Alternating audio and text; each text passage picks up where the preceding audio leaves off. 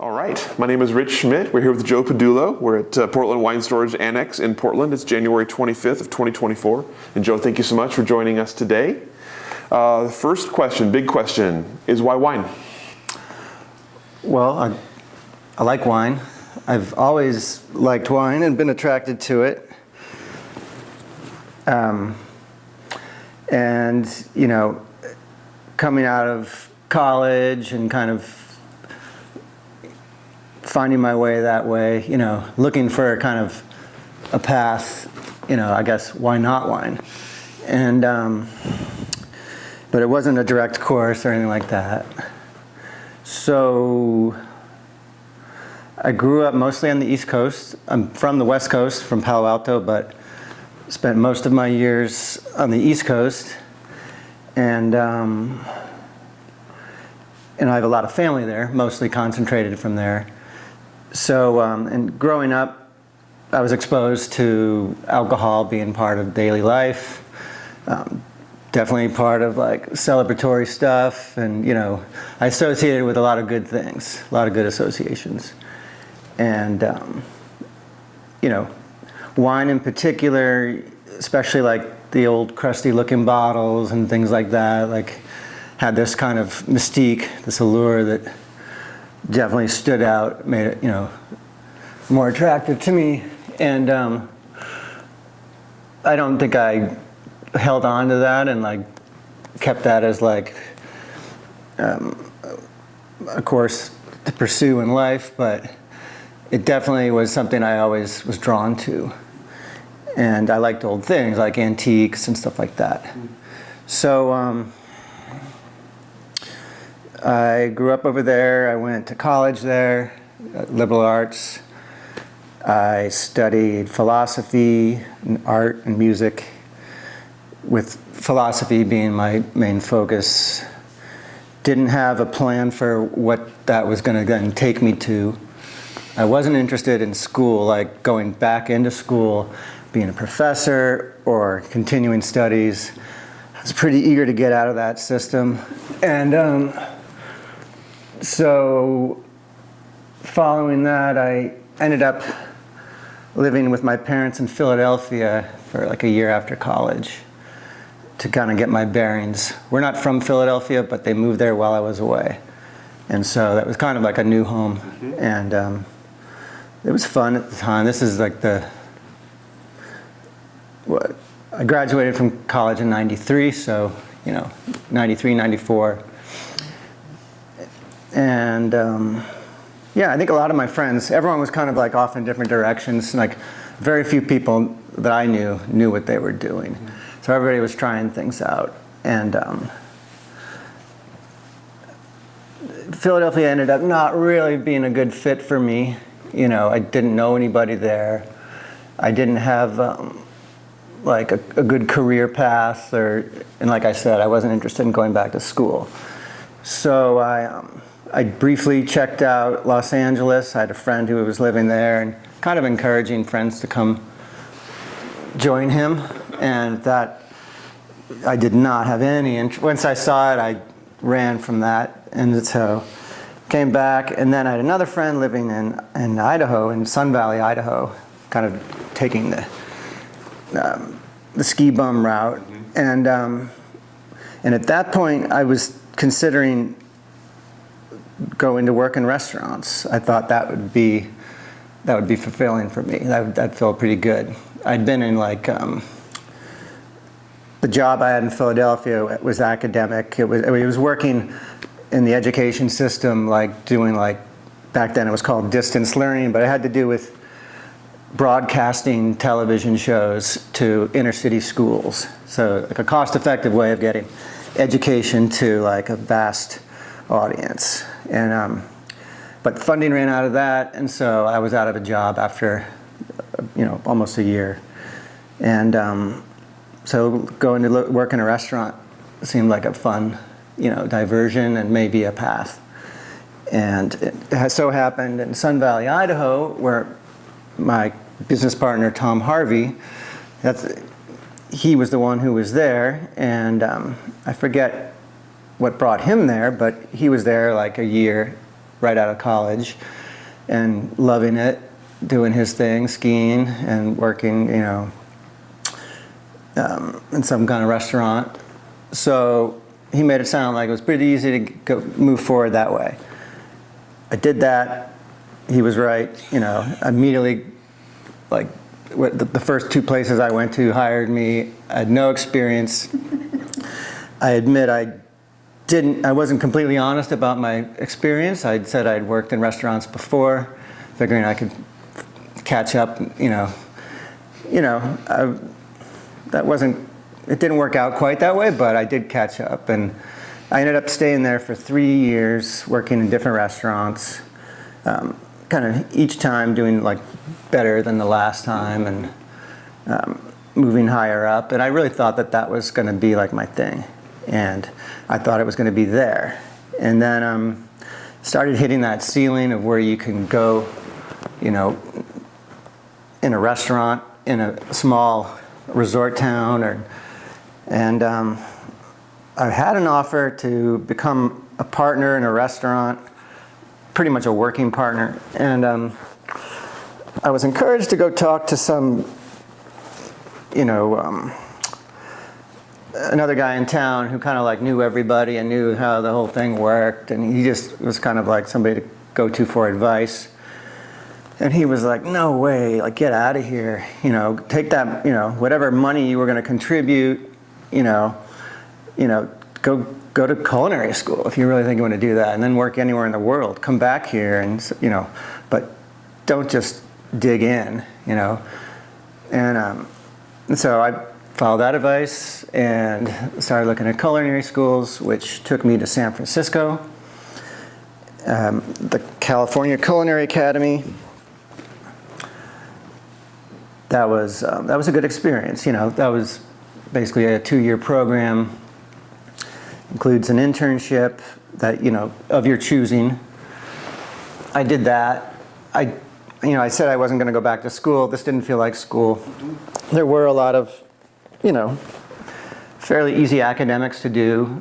But there was a lot of work to do too. A lot of hours you got to put in if you're going to take it serious. And I did. I had a good time doing it, but I worked hard, and was pretty satisfied with what I got out of it.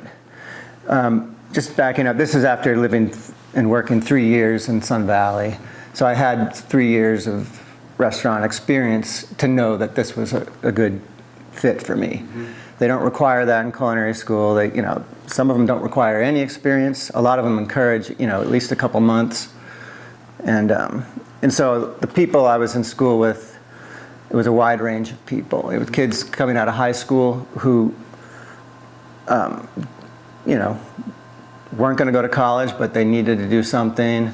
There were adults who had, career switching and stuff like that. There were people wanting to be food writers and all kinds of stuff. So that experience was great, and I liked living in San Francisco. I chose that school because I wanted to live in San Francisco. I didn't want to go upstate New York or, anywhere back east because I spent so much time back east already. And I thought the West Coast was kind of where a lot of food innovation was coming from.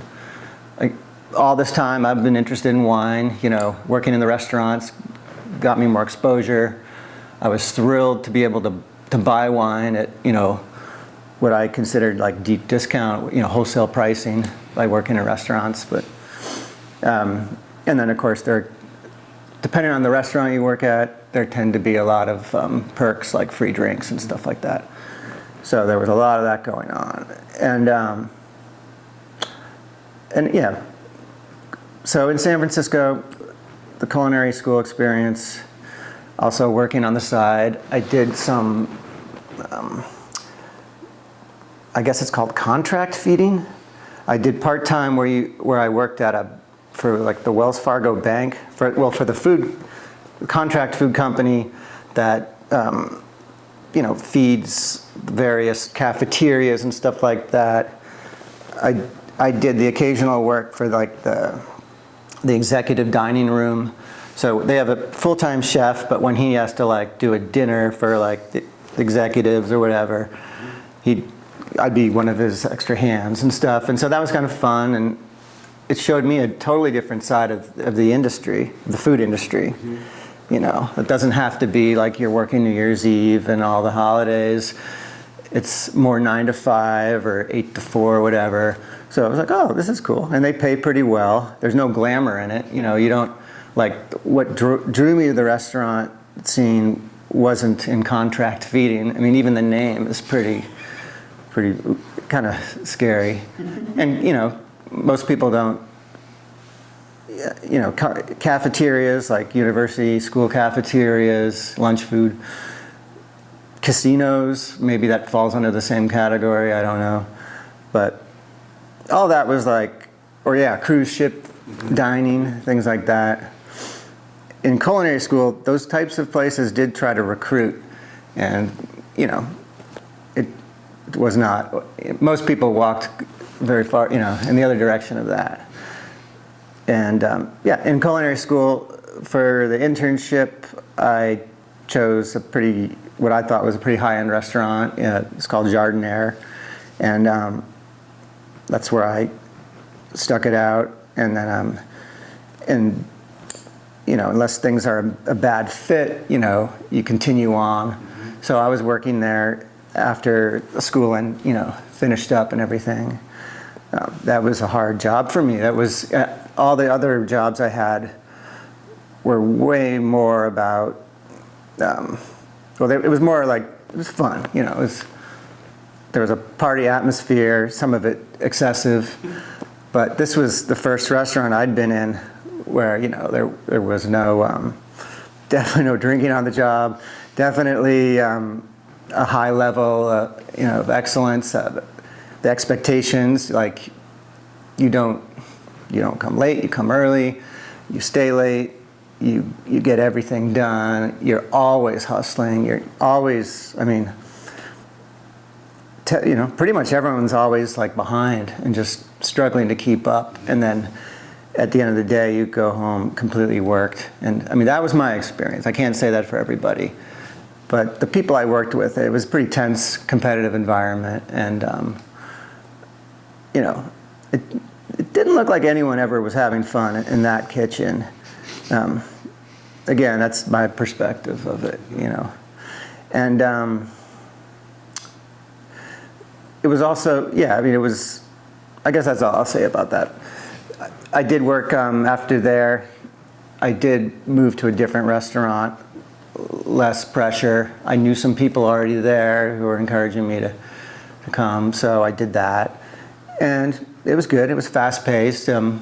Still kind of was serious, you know, like everyone's taking their job much more serious. And definitely, I'd say 2/3 of the people there were clearly in it to advance, and, you know, all had their goals of opening their own restaurant. That was still, I think, my goal too. Part of why I went to culinary school is they set you up with you basically work on a project the entire time while learning all the specific things, obviously cooking skills and stuff like that, but management, a lot of management and a lot of business plan development, concept, stuff like that.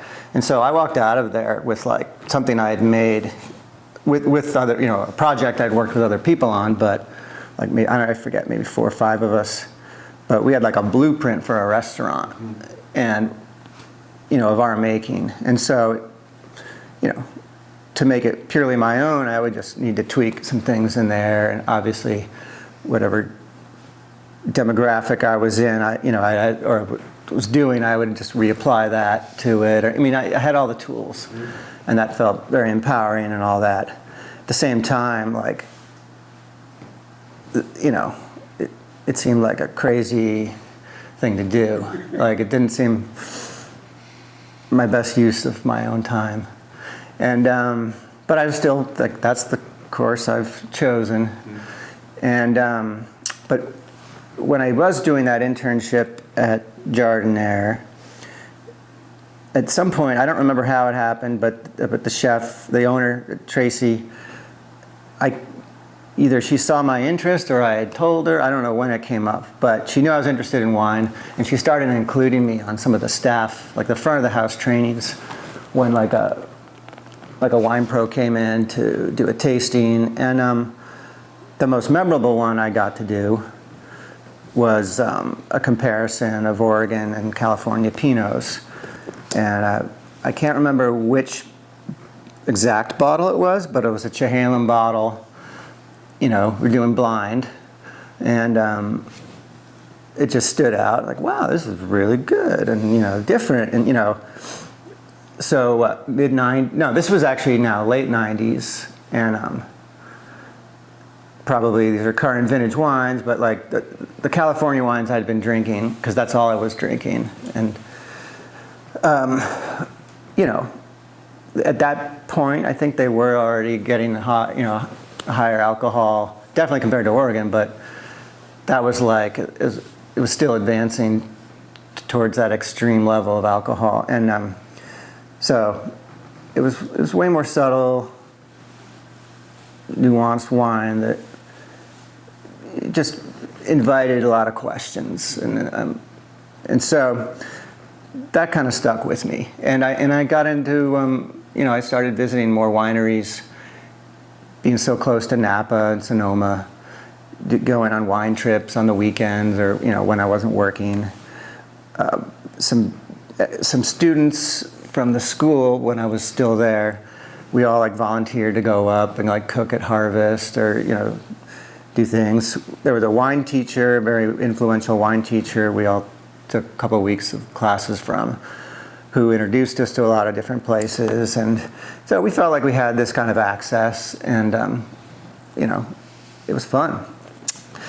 I continued on that, buying wines locally at like the local wine shops, and I discovered that wine shop, the Wine Club, which was really cool. Just stacks of cases of wine everywhere, even in the bathroom. And right next to a $6 bottle of wine was a $400 bottle of wine, and you just walk through there and like it's magical. And then they have like a separate room off to the side with tons of open bottles, and it's just on the honor system. You just pour like a taste of anything you want to try, and you write it down, and they charge you like a couple bucks a sip, whatever it was. It wasn't much.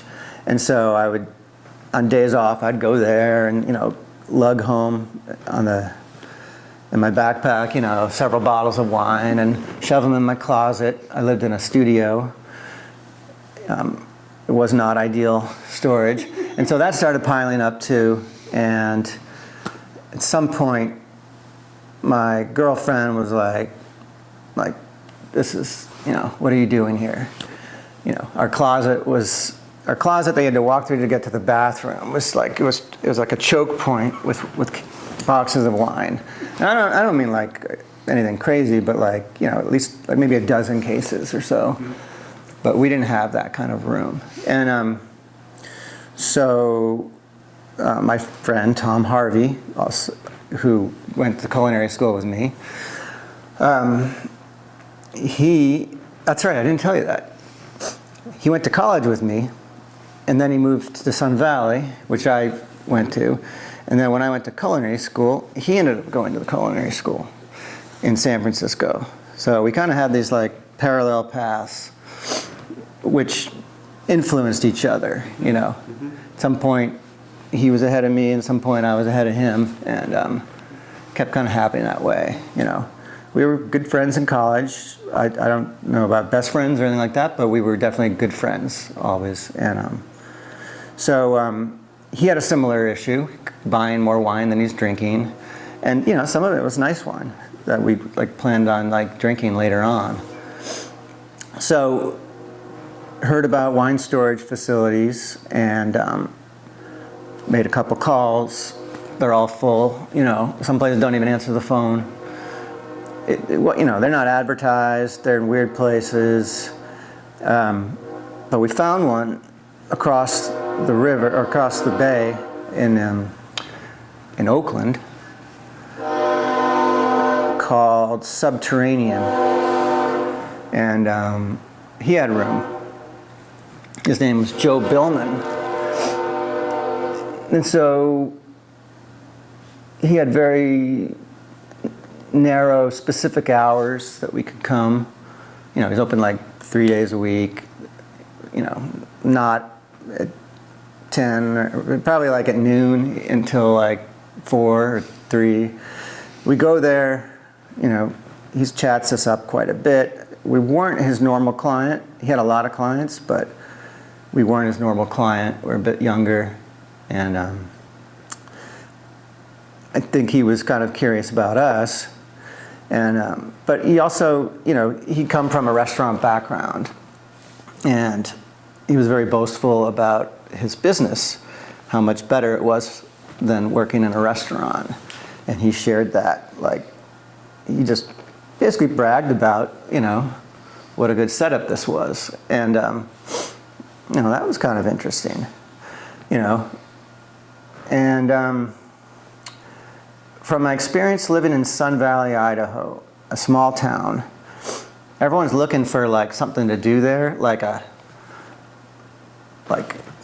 good niche to fill. And like one of the, somebody once told me, like, anytime you go to a small town that you're, you know, going to live in or already living in or whatever, you know, open the phone book and look for a business.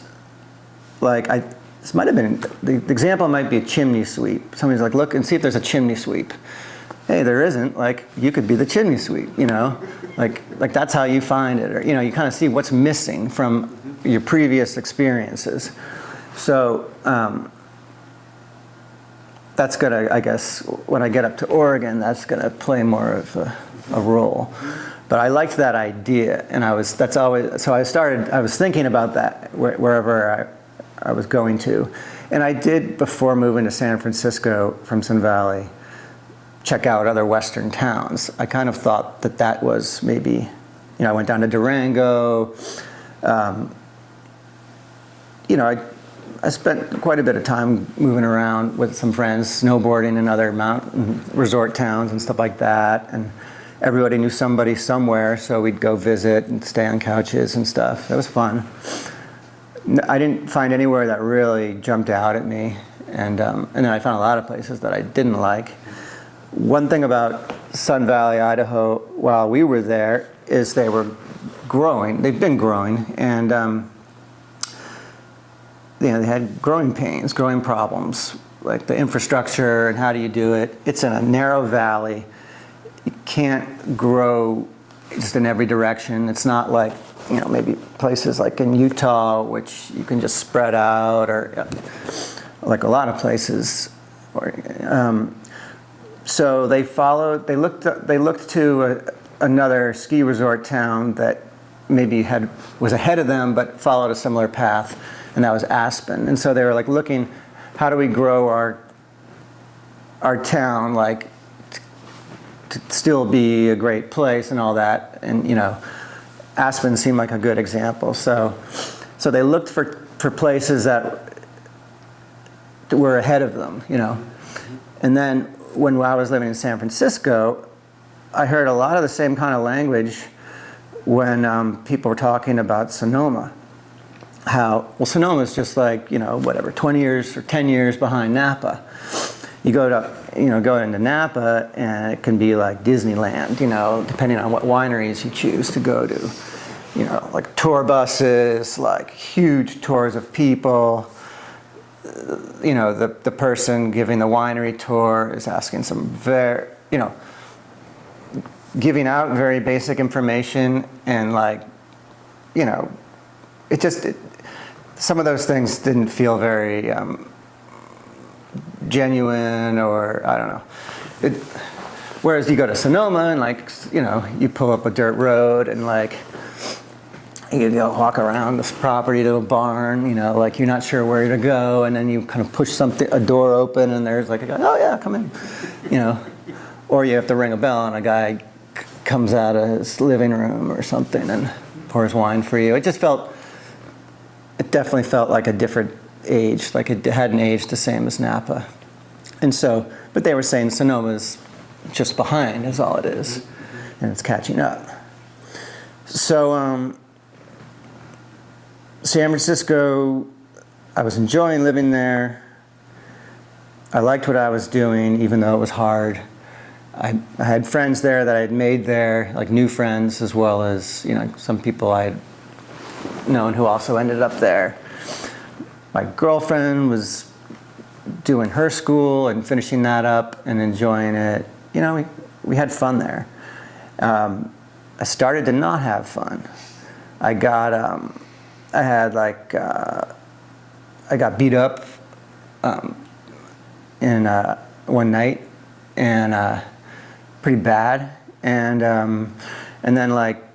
there was unfortunately like a long recovery to that. I had a busted up nose that had to get.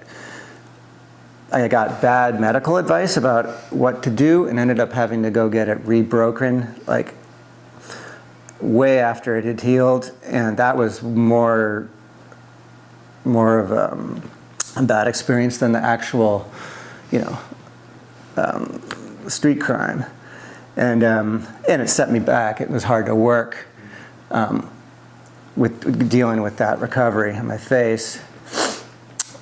So I was dealing with that, and there were some smaller incidents that, you know, things we started to notice more things happening like that weren't that fun.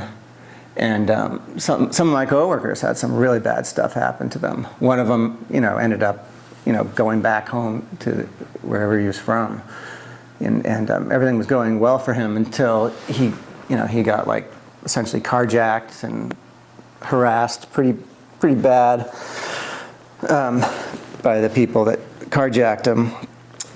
And so I was like, I don't like this place anymore. Let's.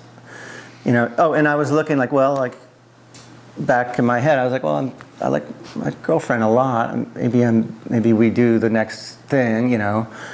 So I started looking at places to live, like not an apartment, and I went and actually looked at like a place around the corner. I had nothing. I didn't know anything about real estate, mortgages, how it worked, what kind of money you needed. I wasn't even really that up on the San Francisco market, but this was in the late 90s. And I looked at a place about twice the size of our studio, and it was like $800,000. It was actually more than that. It was like $850,000, and needed work. And the guy showed me like what I need for a down payment, which I didn't have anything close to that, and then what my mortgage payments are, which I wasn't making anything near that. And so I was like, oh, like this is never going to happen.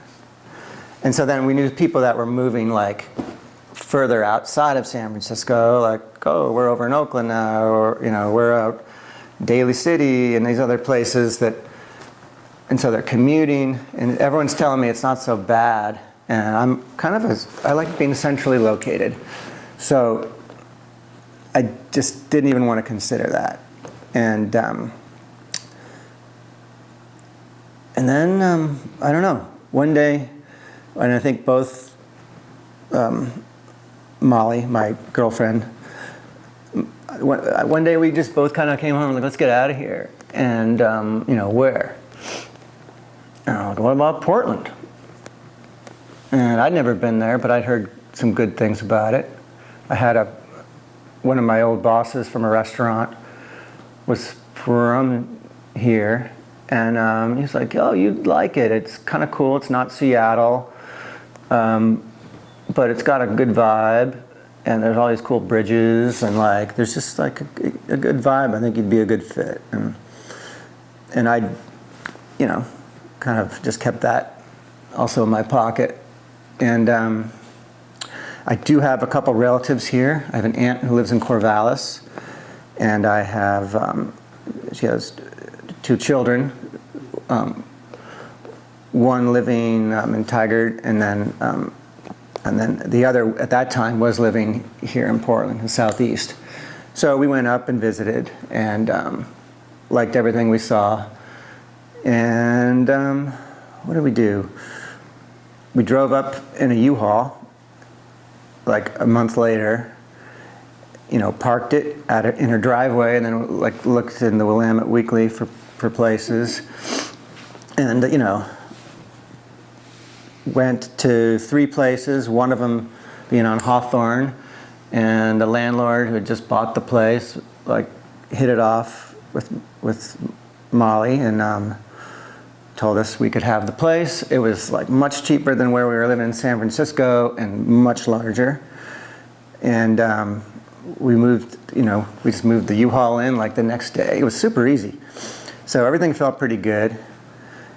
What we saw about Portland, we liked, like this was in the fall, and we're driving along Hawthorne, and there was a Ben & Jerry's there. It's raining, and it's kind of cold, and it's not that fun weather to be out. And there was like a couple groups of people sitting outside of Ben & Jerry's eating ice cream, in the rain. Like, what are they doing? So in San Francisco, you have all these opportunities, all these great bands come through, art things, and you can do a lot of stuff in San Francisco, but a lot of people don't do it. Like, it's just because it's like people like having it there, but they don't like participating. Mm-hmm. And what we saw here were people were participating. Everything we went to was well attended, and people were enthusiastic, all kinds of stuff. So we were really drawn to that, and immediately loved it here. I just didn't have a good plan about what I was doing here, and so I made some calls about the contract feeding stuff, since that chef I'd talked to before about it, and he told me, oh yeah, if you go up there, I can get you a good job. Like, I could get you a job in the Nike, executive dining room. It's like, oh, that'd be cool. I was like, yeah, you could, cook for Michael Jordan or whatever. And like, yeah, that sounds like that'd be really cool. And so he did do that. He made the calls and put me in touch with the people in Oregon for that same company that handled that. And it sounded like they were going to go forward with that. That just, everything had, this is a corporate kind of a thing. So it wasn't like what I was used to, which is you go to the back door of a restaurant and you ask for the chef, and then you say, hey, can I work here? And you get hired, or they try you out, whatever it is. But like, that's how it was from my past experience. This was like, you go through all these weird channels, you wait a lot. And so while waiting, I started thinking about what else I could do, or could I do something else in the meantime? And I also looked about filling in some loose ends, one of which was what to do with my wine, because we had left it with Subterranean in Oakland. So I'm like, well, I'll just find a wine storage place up here to then get it. I'll have to go down there and get it. And that proved difficult. There weren't, I opened the phone book and there weren't any of those, which I was like, oh, that's interesting. So then I called like some wine shops, and I got various reactions, Most of the reactions I got when I asked people from wine shops or anybody was kind of like a chuckle, like kind of like a funny look, like, what? No, like, why do you, here or anywhere? Like, people anywhere, they weren't even used to that concept of wine storage. So, like, if you got all the money to store wine, why isn't it at home? Like, well, in my case, I don't have a home, and don't have a wine cellar, nor do I have enough wine. But so I got some laughter about it, but then I also got some people like, no, but there should be, and so I got some strong reactions, and I chewed on that some more while kind of waiting for the phone to ring, telling me I could come work for that company. And it just started to make more and more sense. I think at that point there was enough stuff online, I feel like it was a good resource. It was starting to become a good resource for information. This is, again, this is 1999 when I was here first. That's when I moved here. And yeah, phone book was still probably the number one like source, but you could get a lot of information online.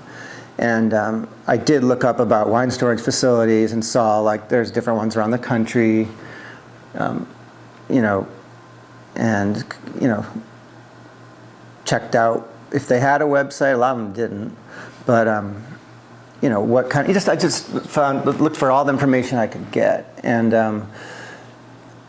then I started looking around town at different parts of town. You know, I'm living in Southeast, but everyone's talking about Northwest and then the up and coming Pearl. Southwest was too mysterious, too like sprawling, and it didn't have any kind of positive vibe for me. So, so I think at that point, I called Tom Harvey, and because I didn't feel like he wasn't in the middle of doing anything. I think he was in a transition period. He had broken up with his girlfriend. They had parted ways, which they, you know, they having also been housemates, that made it kind of complicated. Or I think he was in the middle of doing his thing, but figuring it out.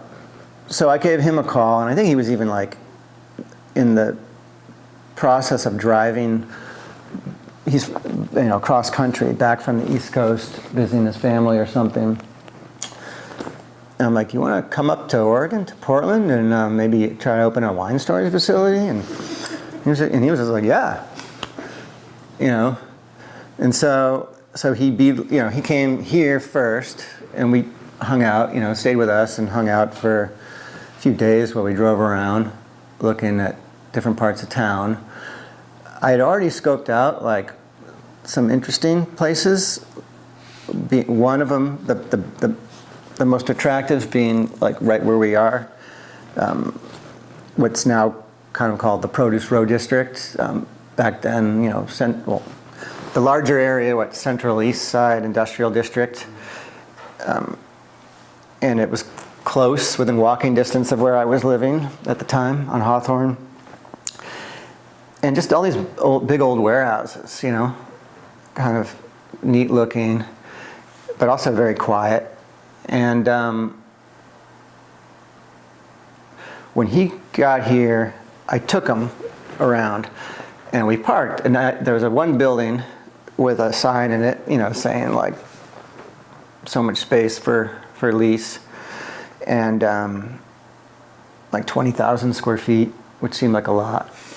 And then there was like a liquor application thing in the window for some wine company. Something was going on in that building, but you know, it was like the only signage on it was clearly like old, dated signage. And then there was there were some people outside in the street, like talking, like a guy talking to somebody in a car, you know, all animated and everything. And then that conversation ended, and this gentleman who was doing the talking from outside the car drove off. The guy turned to us, and you know, he was like an older, he was Greek. I didn't know he was Greek, but he was Greek, and he had a thick accent. And he was like, "Hey guys, what's up?" You know, and we're like, "What's up?" And you're like, "Oh, just looking at the building." And he's like, "Yeah, what do you want?" You know, and like, "Oh, we're just looking at the space. You know, interested about the space." And he's like, "Well, it's my building. What do you want to do?" "Oh, we want to do wine storage." He's like, "Wine storage? That's what I want to do. That's what I'm going to do." We're like, "Okay." He's like, "Oh, you can do it. You can do it. I'll let you do it." And like, so we were kind of like scratching our head with him. His name was Dino.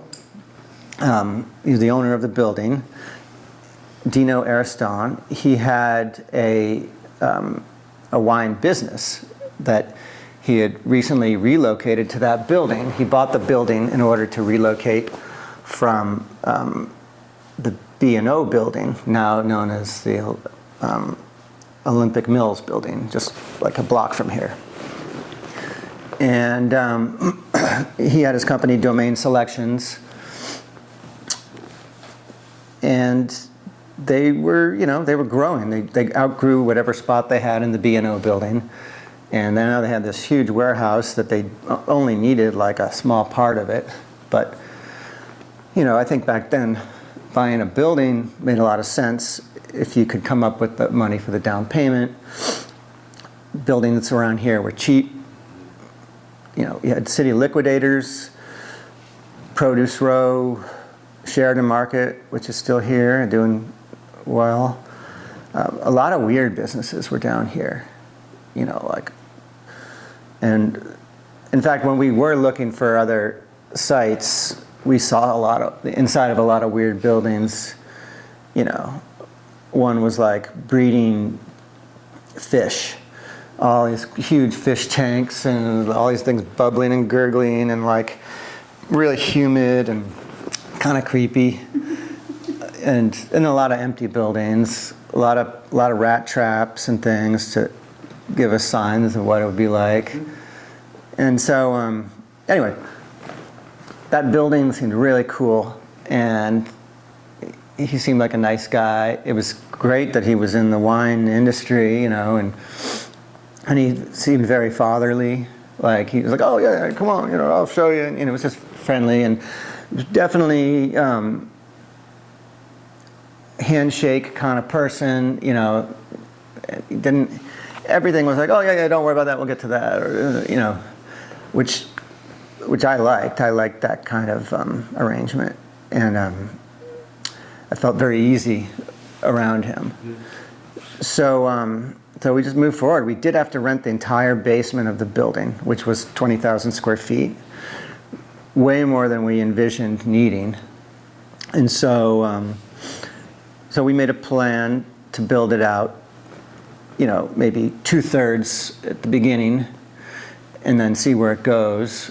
We had to sign, like a minimum 5-year lease, which seemed like an eternity. It was just like all of a sudden we were doing things that put us out of our comfort level. Let's see, I was 29. I was getting ready to turn 30, and all of a sudden all these like big life things were happening. I'm starting a business. I'm going to sign this lease. My relationship was progressing. I asked my girlfriend to marry me. She said yes. One thing I didn't mention about me was I didn't have a driver's license. So I was like, well, I'm turning 30, and Tom said flat out, like, I'll go into business with you, but you got to get your driver's license. So I'm not going to be your chauffeur. Because that was a thing with a lot of my friends. Like, I got a lot of crap about not ever being a designated driver, or, everyone's driving me. And I'd been able to do that, like living in a small town, like in Sun Valley. I lived for a year in Alabama, in Huntsville, Alabama. I'd lived in other places where like it was kind of crazy not to have a driver's license. And so that was to me that was big, getting my driver's license. And it ended up being like not a big deal, but I thought it was going to be a big deal. So so at that same time too, we talked about getting a house for ourselves, and so all at once I'm like doing all the big life moves, and for me I think that's how I was able to do it, because I had been introduced to doing a lot of multitasking from the restaurant work, and I was good at that. I was good at being in stressful situations. I was good at handling multiple things at once, or at least I think I was good. I enjoyed it. Like that was the part that made it, tolerable and worth doing. So opening a business, planning my life forward with my wife, getting a house together, doing like the grown-up things you do, all felt great, to do all at once. And so like year 30 was a busy year, and it never felt too busy, And so with the build out of our space for wine storage, we did a lot of that ourselves. We hired, we didn't just hire a contractor and give them a vision. We didn't know what the vision was, really. We modeled it from off of Subterranean in Oakland, what we saw there. We also modeled after what we would like. We're consumers, so let's build it for us. And so that ended up being kind of like the thing we always circle back to. Well, like, is this what we want? Like, is this how I would do it? Is this like the place I would want to give my business to? And that kind of guided, I think, a lot of the decisions. The building is really cool. It's got a lot of old character. It's one of those big timber warehouses that you just don't see timbers like that anywhere else anymore. And it had fallen into disrepair over the years, so it mostly needed cleaning up. Scraping paint off of the beams to get at the rich old wood, cleaning it up. And then our build out was pretty basic, building rooms and lockers. We had to decide what we thought people wanted. We had to guess, make a lot of guesses about things. And so we just did. And let's see. We didn't know how it was going to go. Dino, our landlord, introduced us to a lot of people along the way, some of which were our very first customers. So when we were open for business, it took actually only about 3 months. We just did I put in some late nights doing it. I still, like nowadays, sometimes I find like papers and notebooks or like a file on a computer that's my writing that I don't recognize, and diagrams for, like boxes and like different cubbies, lockers, of how they would fit, and different configurations and how much space a person would need between two lockers, like an aisle, all kinds of considerations, and then things that I also went down like the wrong path with some things, so like notes that didn't ever go anywhere else. I had an idea that we would maybe do catering to all these people, since we both had at that point a food background, and this is the same kind of clientele. We did do that, but that was I didn't know what kind of role that would play, if that was going to take up a bigger chunk of our time. I still all this time thought that, because like I said, it only took about 3 months to be up and running. I still thought I was going to, work in the contract feeding sector, and but the further I got along with getting wine storage going, the further away that it's like I don't need that as much. But I was open to it. That never went anywhere. I never got the call to start. Yeah, the year 2000. Then Tom and I got it going. It started slow. We didn't know what we were doing, so we were just trying things out. We did try, and I think successfully do it, like create a facade of a wine community. Because we were new to town, and this at that point was not a wine town. It was a beer town, and we were told that repeatedly. People, we were going out, we were drinking beer. The distillery thing, you had Clear Creek, and I think that was it. And that was very boutique-y and special. That wasn't like cocktail culture. That was like fine little sips of things, the eau de vies and brandies and stuff. And so, it was all about the beer. And even though we're so close to the Willamette, valley. And in Washington, wine wasn't playing a big role back then. You had Woodward Canyon and Leonetti. I mean, in our orbit, we weren't seeing a lot of that. Dino sold Woodward Canyon, and that's probably why we knew about that as soon as we did, but you know, it didn't play the bigger role. Cayuse wasn't around. You didn't have that kind of like culty stuff going on. Yeah, it was, in this part of town, like I said, it was kind of quiet and a little creepy, you know, which a lot of shadows, and which was nice. I mean, that's part of the appeal. And so yeah, where do we go? I mean, like a lot of years have passed between now and then, and the wine storage thing, you know, we outgrew what we built, and we had to build more. We saw pretty early on, I think at the 3-year mark or so, that our lease was a loose and like a weak link to our business. So we went back and easily got an extended lease. We had to give up some stuff. We had to pay more, but we at least got our security. You know, trying to identify, okay, where are we going, and like what's going to be important to us.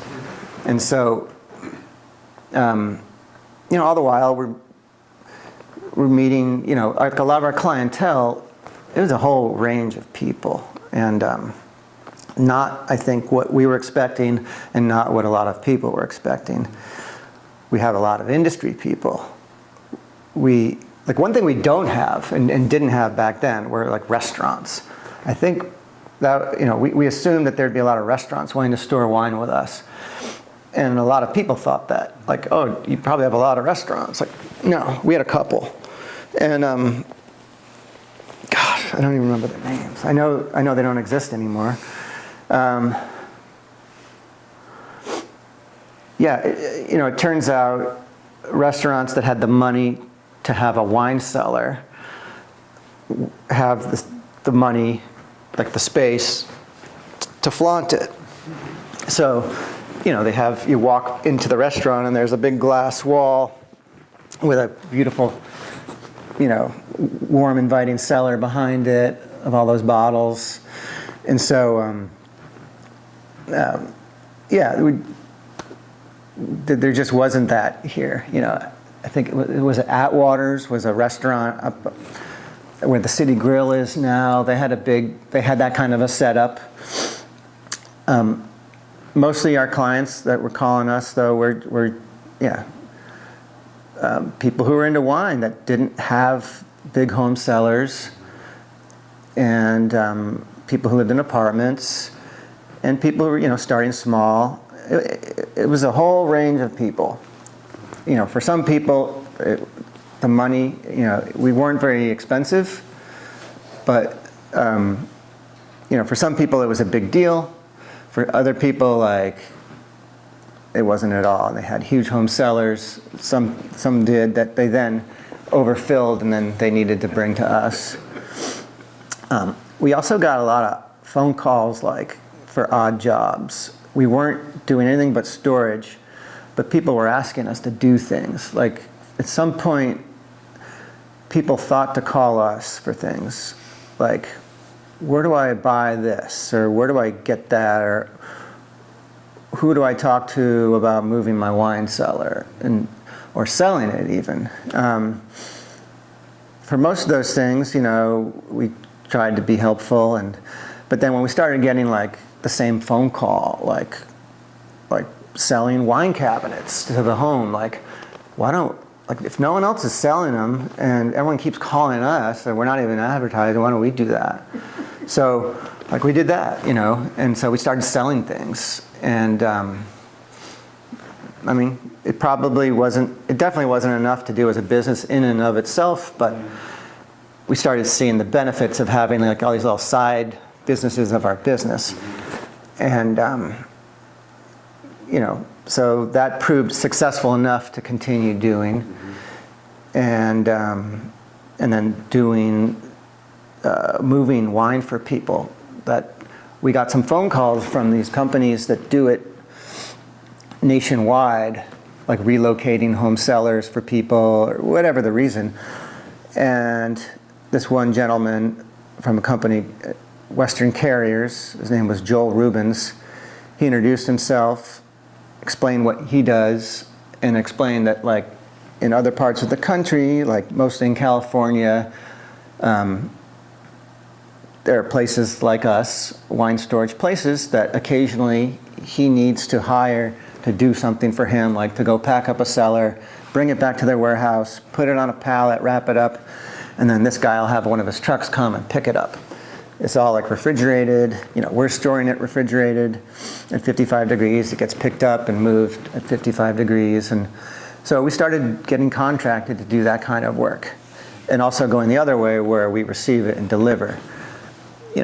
We were movers. And that wasn't part of the game plan or anything like that. But, like when we're like slowly like adding our wine storage client base, and it's slowly, maybe a couple a week.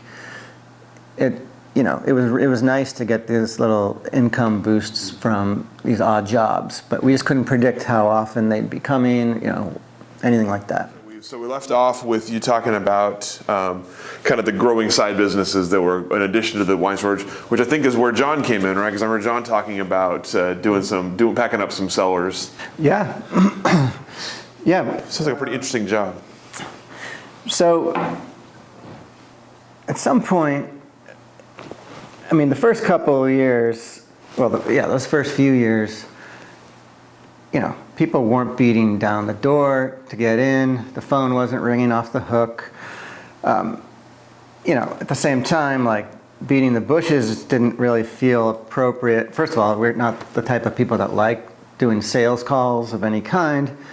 I think we briefly tried advertising, because when you open a business, when you get a business phone number, and you register with the state and everything, all of a sudden you get a lot of other businesses trying to sell you services and products and crap. Not all crap, but we got a lot of the latter. And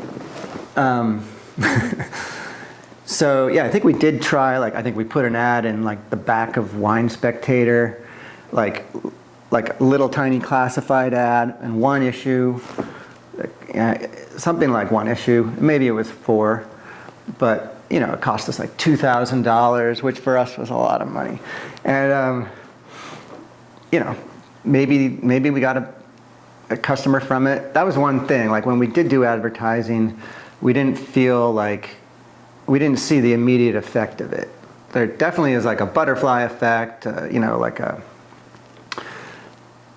if people start hearing about it, maybe it's not reaching your customer, but maybe it's reaching somebody who tells your next customer, oh, that sounds like a problem. Maybe you should call those guys about, if you got too much wine, to store, whatever. So, we tried things out, and same with the additional stuff, to keep busy. And, but then we also, as like the setup stuff had kind of like receded, and we were more about like day-to-day management, we also saw that we don't both need to be here. And so we started doing like 3 days on, 4 days off. So for probably the first 10 years, that's how it was. Maybe even longer, I don't remember. And obviously, if things came up, like if we were busy, we would both come in. If somebody hired us to do a wine move, maybe one of us would come in and go do that. And we would borrow one of the vehicles from Dino, our landlord. I mentioned he was very helpful with us introducing us to people, but he also let us use things like his vehicles occasionally when he didn't need them. He had, some warehouse equipment that, pallet jacks and things like that he let us use. I mean, he was very generous. And, I think a good chunk of our success, was from him because, it's expensive starting a business and all these overhead things. Like can get in the way of it, And so having him being there, helped us out a lot. He had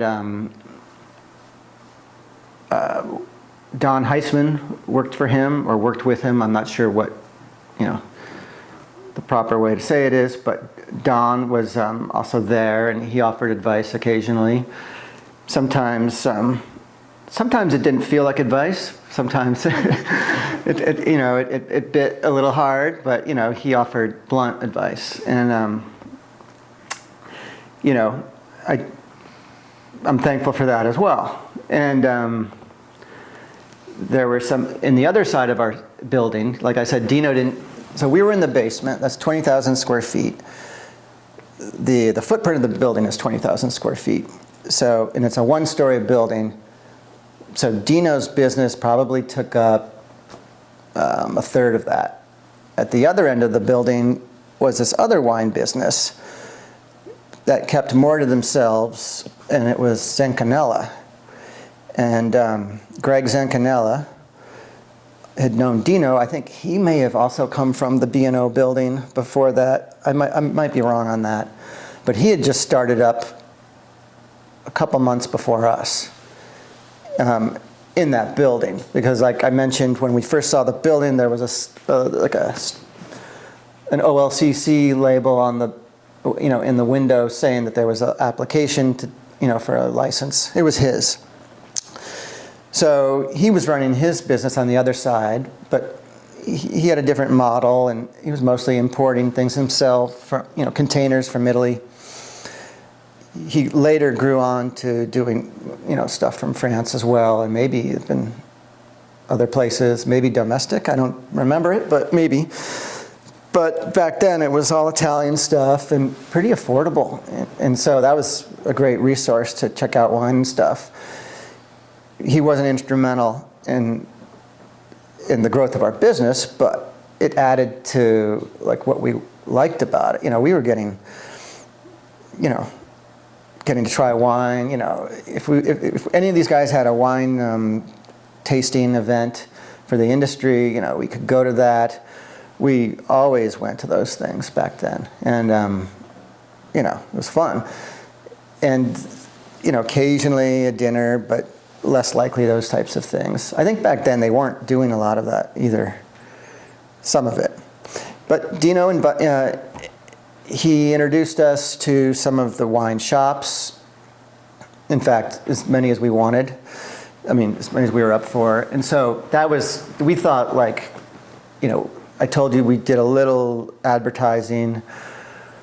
That didn't seem to be worth it. We poked around. Mainly, the most we did was go to introduce ourselves to the people at the wine shops. Dino did some of those introductions, and then the rest we just, knocked on the door, introduced ourselves, gave some flyers, and stuff like that. Now, when I said there wasn't wine storage here, that's, partially true. I think it's mostly true, but Liner and Elson at their older location had like a back room with some lockers. They didn't want it. When we talked to them, they told us no, we need that space for our wine shop, for the wines we're selling. They were having a hard time getting rid of that because there were people in there storing. But those people weren't their best customers. So it's not like they were keeping their best customers happy, and they weren't getting wine sales out of it.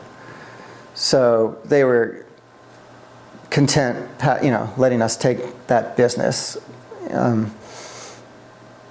They wanted something for it. They wanted, even though it was serving them, they still wanted like a deal, to make a deal about it, which wasn't that big of a deal, but it was not a freebie. And then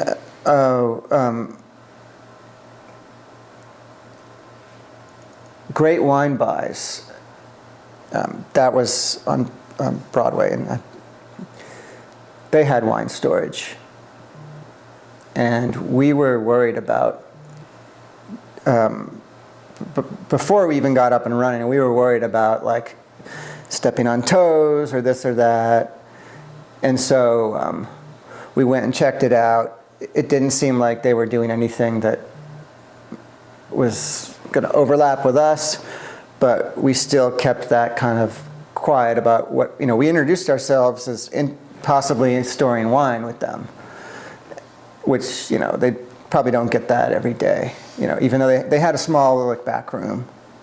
And so they showed us what the deal was and this and that, and we never told them, you know, who we were. We were being really like secretive about it, you know, because we didn't want to blow our big business idea.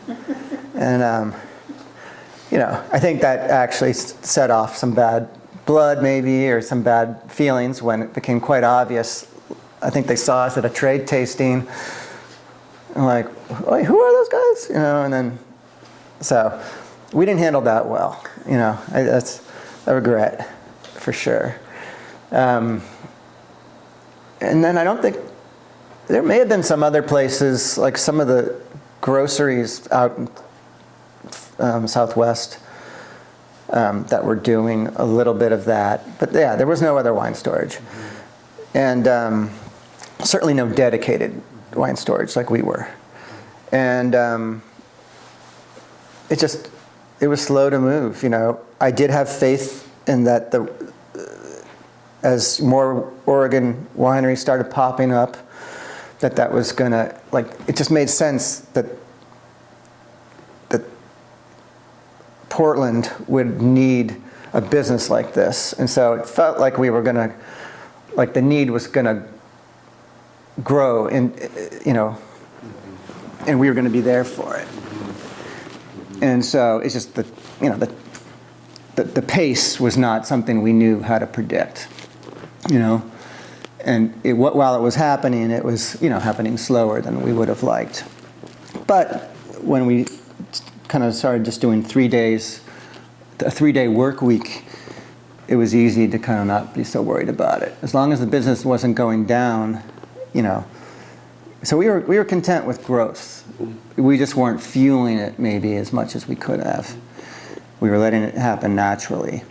And we met, you know, we had a lot of great clients, you know, that some are still with us. Some of our very first clients are with us. Some of them are good friends. And, you know, that whole intention to create like the facade of a wine community, that did work. It did require work from us. Like, we had parties, we had wine tastings, we had, you know, we did cooking, you know, we cooked a lot of food and like invited people to come open bottles, you know, we did stuff like that. We started an annual Halloween party called Scary Bottle Night. That, everyone liked that. I'm a big Halloween fan, and for me that was like a really cool idea. It was also kind of tapped into, you know, I like the older, scary, crusty bottles, like, you know, they don't have to taste good, you know, they just have to have a good story. And like that's where that idea came from, and, you know, but also giving the clients their own way to interpret the party. And that's what happened. It kind of took off to, you know, people would put costumes on their bottles of wine. Like, that would qualify it. They would bring something without a label, like a mystery bottle. They would bring really old, freakishly bad wines, but then there'd be good ones. And, you know, and you know, those parties started, you know, like, the first one was probably less than 20 people. Everyone had a great time, you know, us included. And so, so we made it like an annual thing. And over the years, that it had a life of its own. You know, it's a big party for us now, meaning it takes a lot of work to do. It's so much work that we stopped doing other events, you know, throughout the year. You know, we were doing like every other month an event because, you know, for 20 people, for 50 people, it's doable. like in a homegrown way. We don't, we ask people to donate like $10 a person. Back then, we didn't have to bother doing that. Even now, doing that, it doesn't pay for it. It just kind of offsets some of the food cost and stuff like that. But we plan it for a couple weeks. We do the cooking most years. We might depart from that. This last year was a big one. And the first one after COVID, we had to shut it all down during COVID. And so this was our first year back after COVID. And maybe it was not doing it for a couple years. Maybe it's the size of the business and the people coming to these parties. It just was a lot of work, and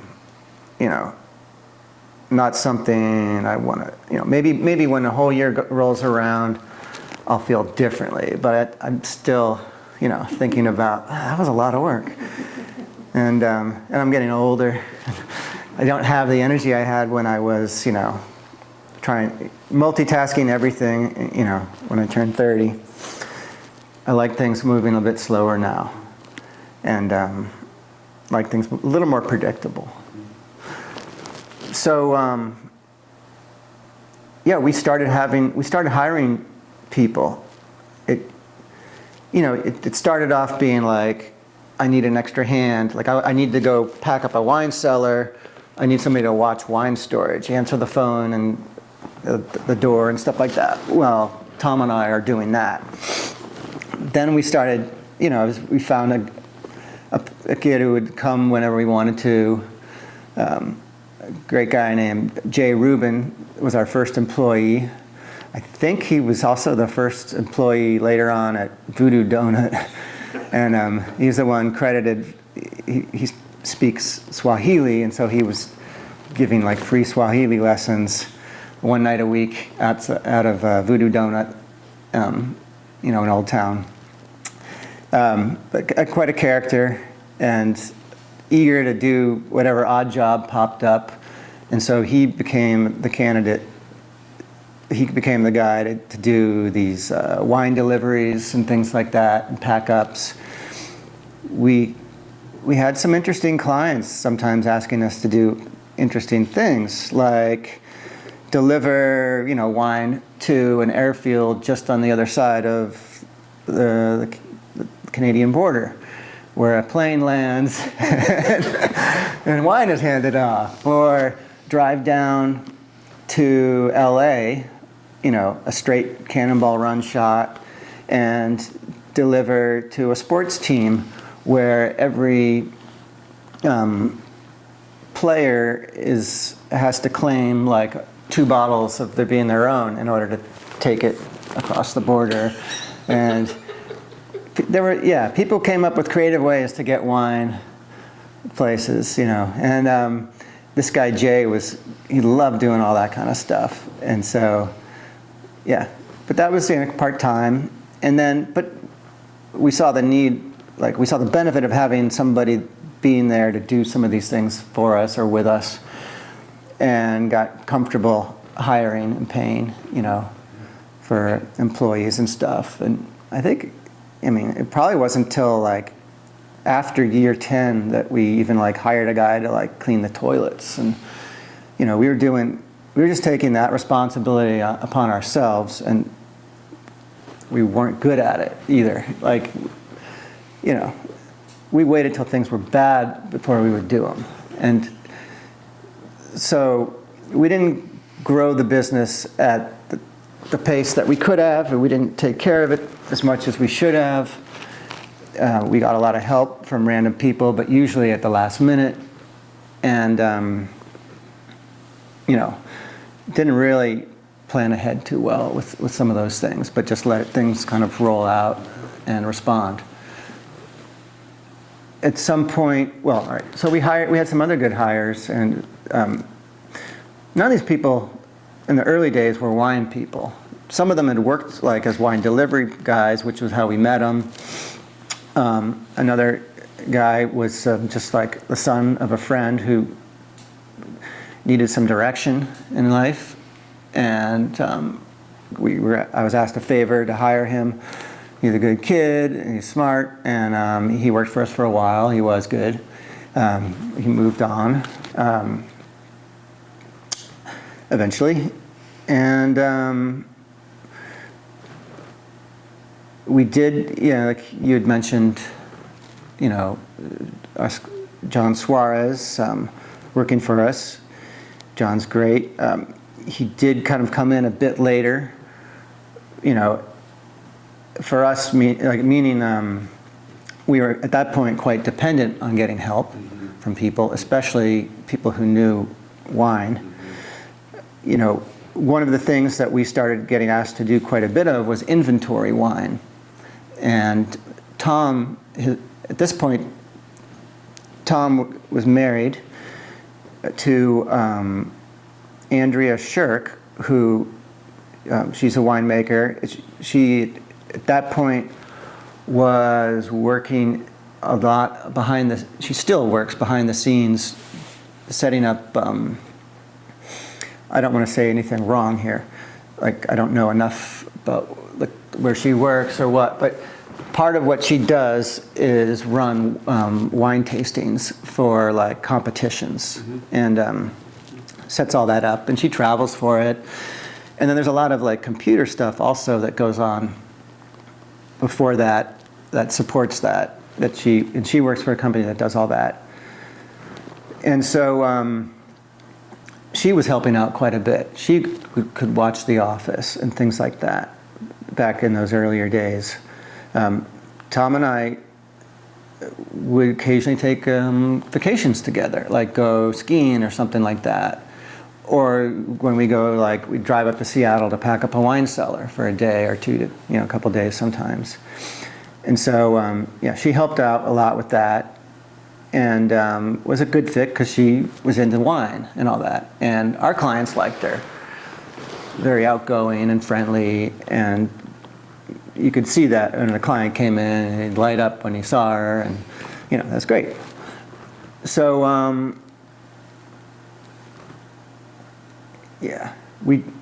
I don't want to leave anybody out, but I am going to leave people out just because I'm having a hard time remembering.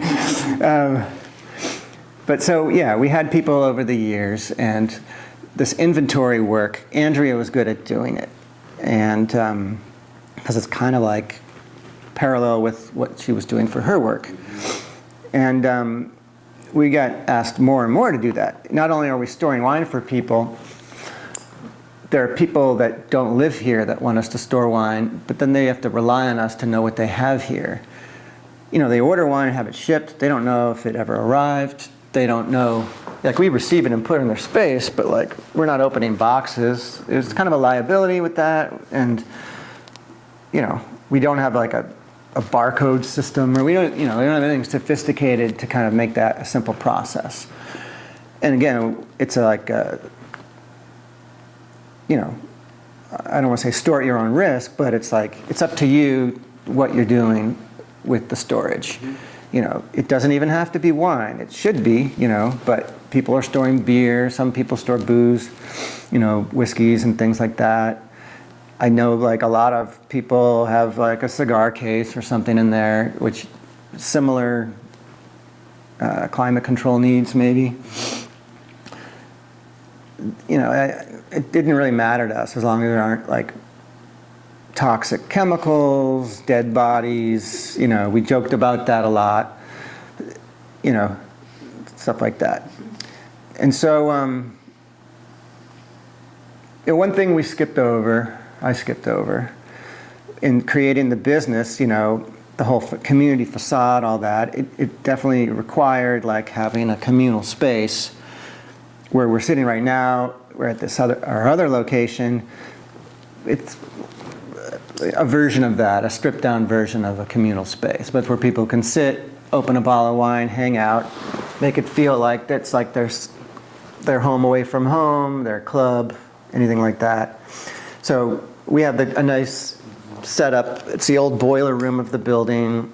It's got some character.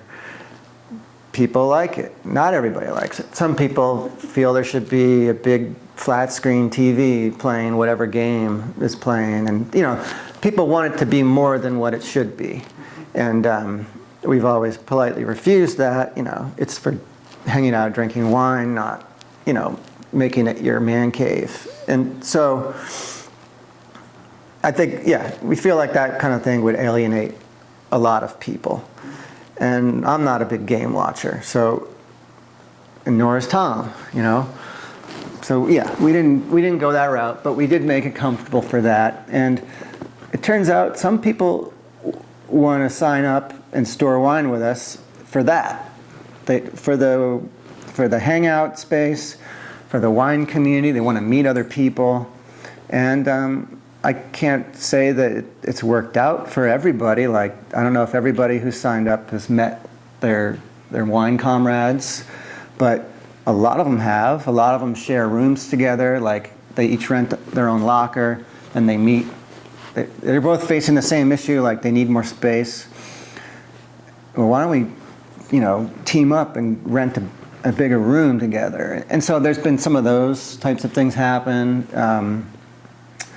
They happen. They're just, a lot of them we're not even around to know they happen. We just find out that, they'd like to get a room together and whatever. So,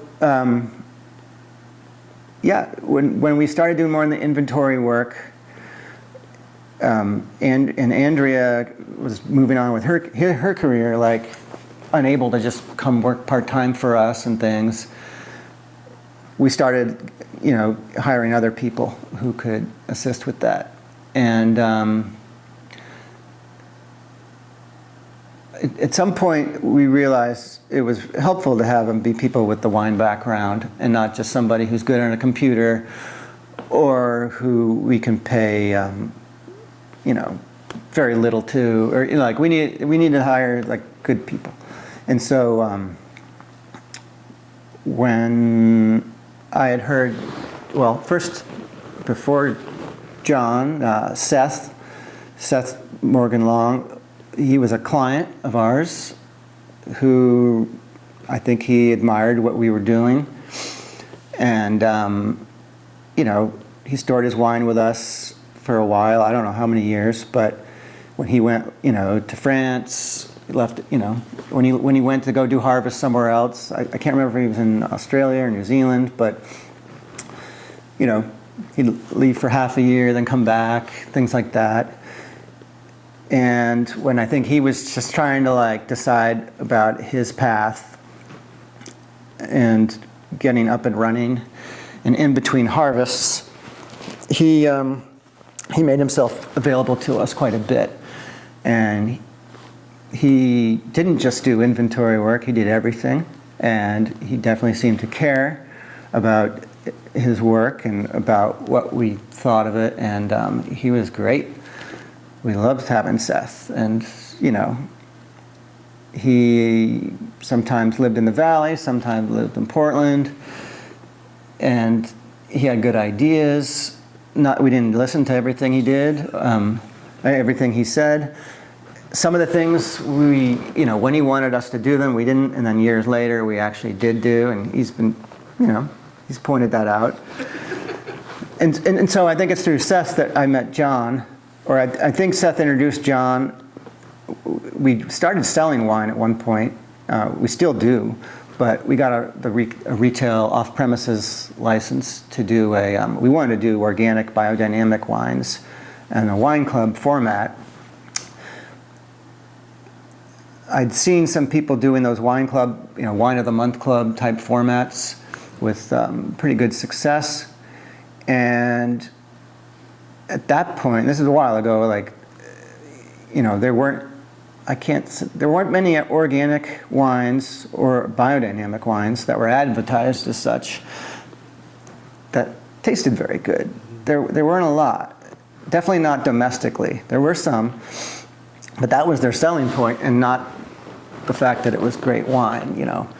There were other places doing it that just they don't actually want to talk about that. About that it's organic or biodynamic. They don't want to scare people away. And so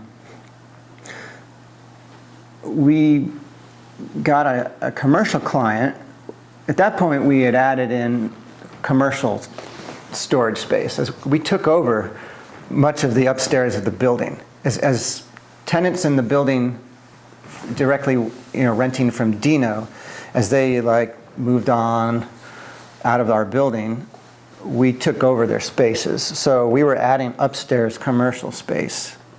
And then if some of it was already ready to, climate controlled machinery and stuff, others we had to like put all that in and do it. But at that point we knew how to do all that.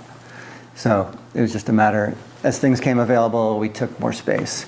And so we were taking commercial clients. And one of them was a startup, a couple from Europe who were doing biodynamic wines, importing them, inorganic. But a lot of them didn't say it. A lot of them weren't certified. And they're the ones who explain that, like, well, so many of them aren't. You got to know the story and this and that. So it was like, oh, why don't we do a wine club that sells their wines? Hook them up, because they were having a hard time breaking into the market. It wasn't a popular thing back then. So we tried it. And it worked out great having Seth there to help write the newsletter. Originally it was Tom and Andrea writing the newsletter. Tasting, finding the wines, doing the tasting notes. My contribution would be pairing, making a recipe, writing out a standardized recipe for it, suggestions, stuff like that. It took a lot of work, but the idea was that it was going to grow and get big and be another good business thing for us. And we did that for like a number of years. So Seth took on that role and enjoyed it. And in doing that, he brought in wine reps that we hadn't been exposed to. He broadened it for us.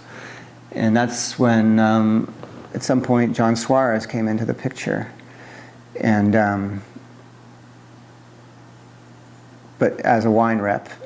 And it wasn't until years later that we needed help. Seth was too busy with his winery project, Morgan Long.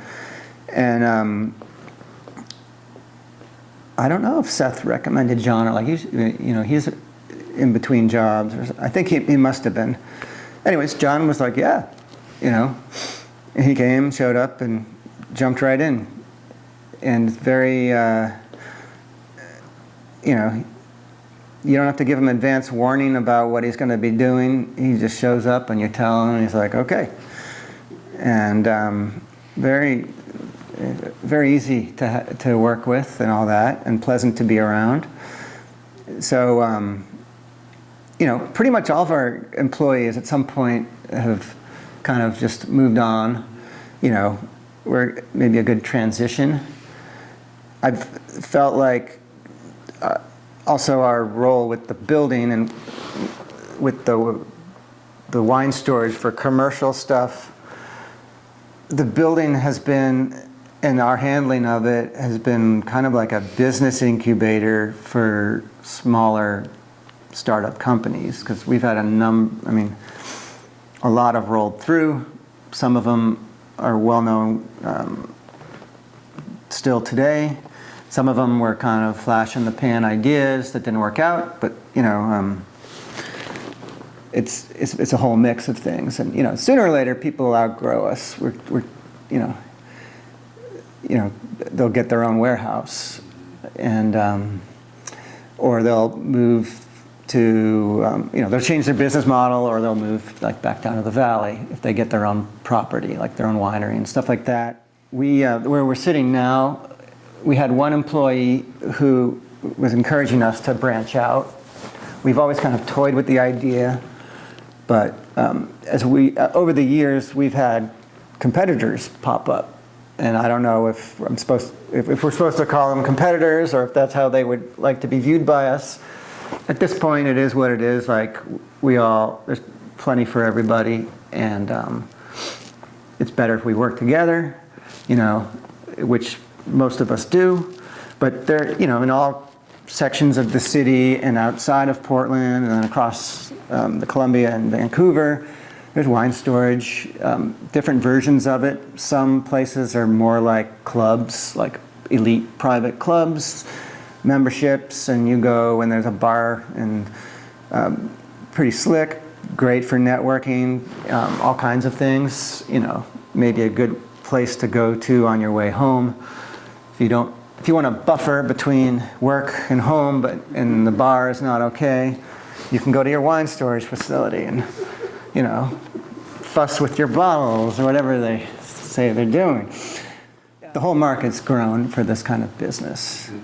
And looking at another facility strategically, like you might think across the river, but we felt like all those places were covered. If we're going to compete with anybody, maybe just compete with ourselves and be just down the street.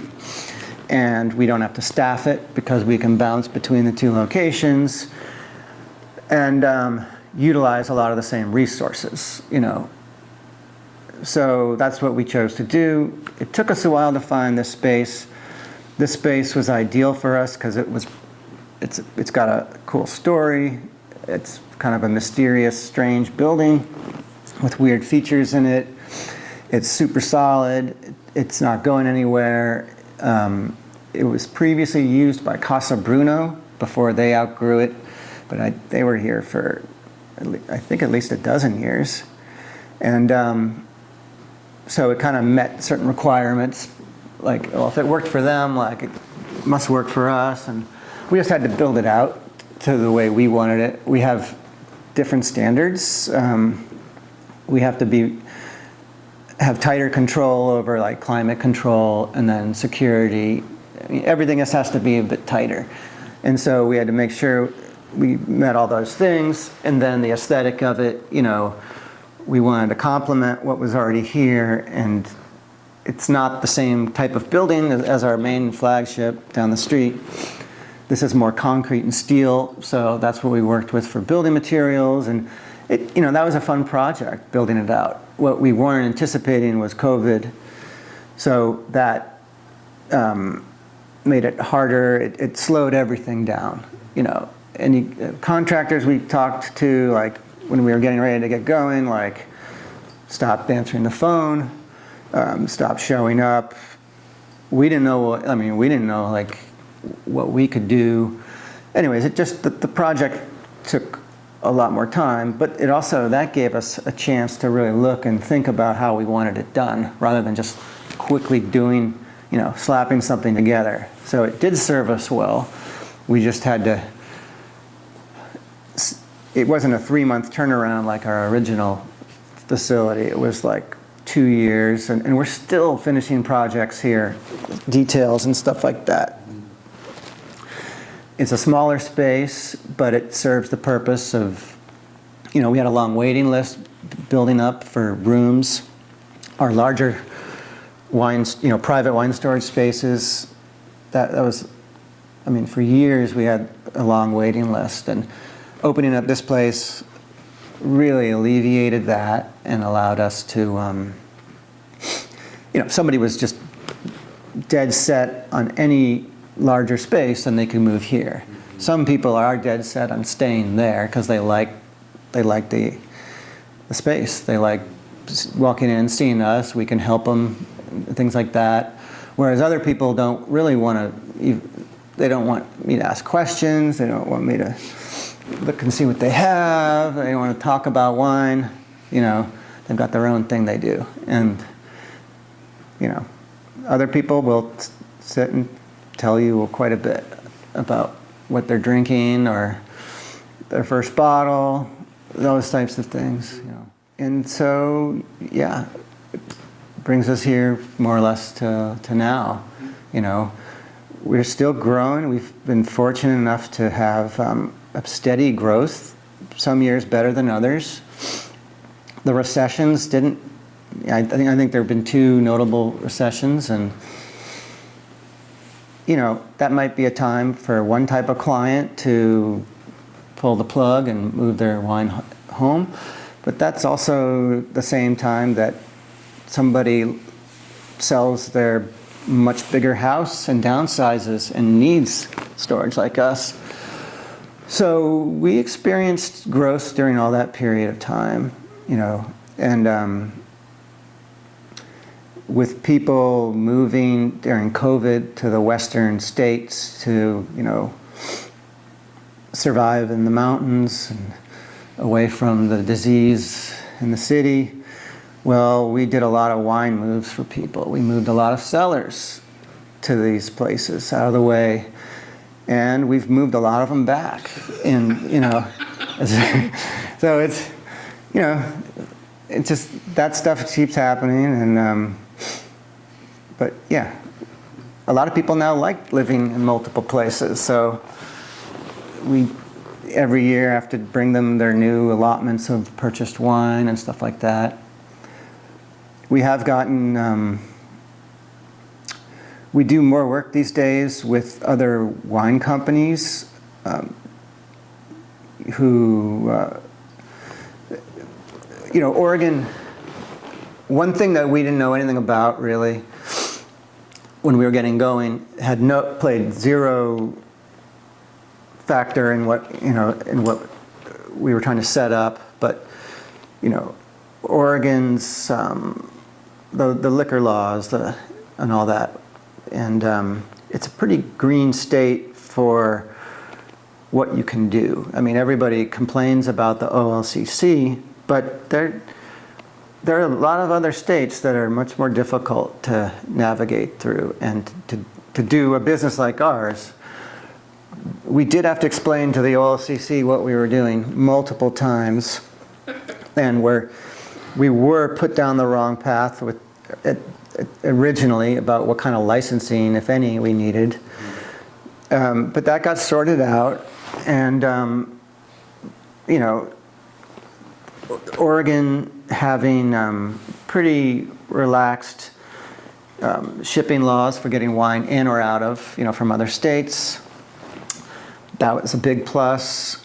And then there's that thing called no sales tax that plays a huge role. And so we got, there were some savvy people a long time ago who called us up asking if they could store wine with us that they're buying, and then maybe they'd come and get it someday or periodically, or could we ever ship it to them? And the number of people that we do that for has grown. So we do serve a wider audience than people who live in Portland or the outlying areas. We do a lot of storage for people buying expensive wine, and wine that the savings that they're getting is dramatic, and the cost of having it stored with us and maybe shipping it to them and doing services like inventory work for them, that's all, they're still way ahead of the game that way. And but that also means more handling on our part, more not working 3 days a week, but working 6 days a week, and stuff like that, and having not one part-time employee, but 4 full-time employees. So to do these things, to satisfy the asks of various clients, we've had to really step up what we do. And we're still doing that. We're still trying to satisfy both the new types of requests we're getting, as well as, our original clients and our local clients who, are all walks of life, I think if you have any questions, that would be great. Otherwise, It's my turn. Yeah. Let's talk about the future, I guess, then. You talk about the slow, steady growth, overcoming recession, overcoming pandemic, dealing with, and obviously diversifying your business. So as you look at it now, as it's an established business, you have a lot of different kind of lines of work. What happens next, and what do you want your role to be in how it evolves? That's a question we've asked ourselves, and we want to continue seeing. we're spoiled. We've had things fall in our lap. We've lucked out. We've had a lot of bad things happen too. It hasn't always been easy, but how we've handled it, maybe, and also the luck, good fortune, has allowed things to move, forward and all that. And so, there's always going to be challenges ahead that we don't plan on, that we can't have planned on happening. I think for us, owning the properties that we operate out of is attractive. I do know that it's not common for wine storage facilities to own their own facilities. And I've never gotten a good explanation as to why that's so, but to us that makes a lot of sense to own it, and because we like control. What's better than a long lease? It's owning the property, so you don't need a lease, or we would lease it to ourselves. And if we do ever want to pass the torch, so to speak, or partner up, the best way to do that would be to own our property, because I can guarantee to whoever that is that we'd be doing that with, we can guarantee that they're getting something, with insurance, and so that's been a goal of ours, and that may or may not ever happen. It's not necessary. That's the good thing at the end of the day, is that that's not a necessary part of our business. All the necessary things have happened, natural disasters, things like pandemics, earthquakes, acts of God, all those things, if and when they happen, and that's not worth planning around, really, other than, like basic things. We've talked to some people we like about partnering up in various ways, and in other markets, other parts of the country, and sometimes that makes a lot of sense, but one thing we're also spoiled about is not having a boss. It's nice working for yourself. Not everything is nice about it, because it's not like you just show up, clock in, clock out. You're always working. I go to bed at night and I wake up with sometimes a lot of stress, a lot of anxiety about things, and I'm used to that from restaurants. Like, I still do get those restaurant dreams occasionally, but they happen. And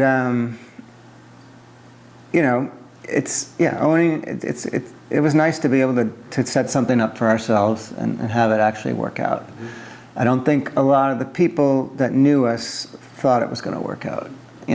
Most of them bit their tongues. Some people told me, like, I don't know, it's not a good idea. Like, why would, like, that doesn't make sense. And like going over in Europe, meeting people there, I remember like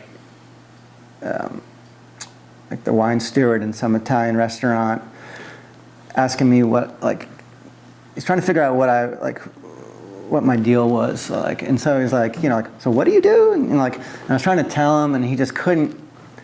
I kept trying to explain it. He spoke good English, and he just couldn't wrap his head around that there would be people wanting this kind of business, and that it would allow me to travel to Italy and be in his restaurant ordering wine. Like, it didn't make any sense. And so, but we're not looking to expand.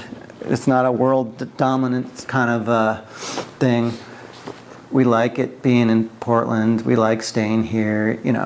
I imagine, I thought about what it would be like to hop, live part-time other places doing this, and nothing's ever been ruled out. It just hasn't ever felt that compelling, So no, like some things don't need to have next steps other than, the same thing. But it's been 24 years, of this business. So. Amazing. Yeah. Amazing. Well, obviously, I know your main focus isn't on the Oregon wine industry, but obviously you mentioned sort of having people from the industry as clients over the years and as friends over the years. So tell me just a little bit about what you've sort of seen in the evolution of the Oregon wine industry, and where you might see it heading next. Well, it obviously has grown quite a bit, over the years. When we first got going, you could drive out to, a different AVA and pretty much hit like all the wineries, if you wanted to. And that wasn't that big of a deal. Most of them wouldn't be open like for the public unless it was like during one of the special times, right? And so,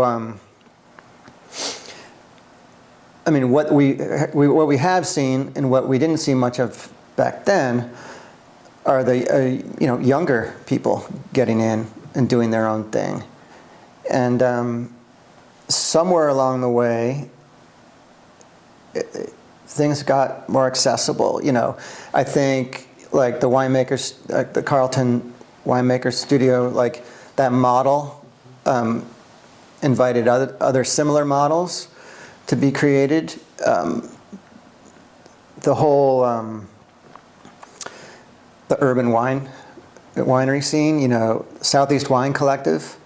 One thing I didn't mention anything about is we separately started up our own winery label that first we were making it, falling under the Custom Crush umbrella. We were making it in Gaston with the winemaker Drew Voigt working. Our winemaker was Tom's wife, or is Tom's wife, Andrea Shirk, and she had been working harvests various places, Shea being one of them, where Drew was the winemaker there. They all hit it off. They all liked each other. When Drew did his own thing in Gaston, and we were starting up our label, Laylaps, that's where we made it. And with Andrea, it's a custom crush, but different places have different rules about how much input you can have, and this arrangement was like all the input. Like Andrea did all the work, unless it was something she needed Drew's advice on, and